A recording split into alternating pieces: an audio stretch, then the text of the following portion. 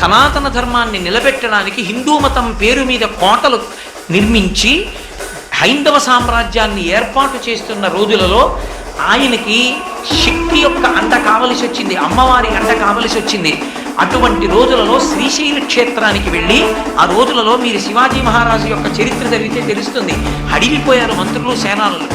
ఇదేమిటి ఇంత ప్రౌఢమైన వయస్సులో ఇంత యుద్ధ సమయంలో అకస్మాత్తుగా వెళ్ళి ధ్యానంలో కూర్చుంటున్నాడు, అసలు బయటికి రావట్లేదని.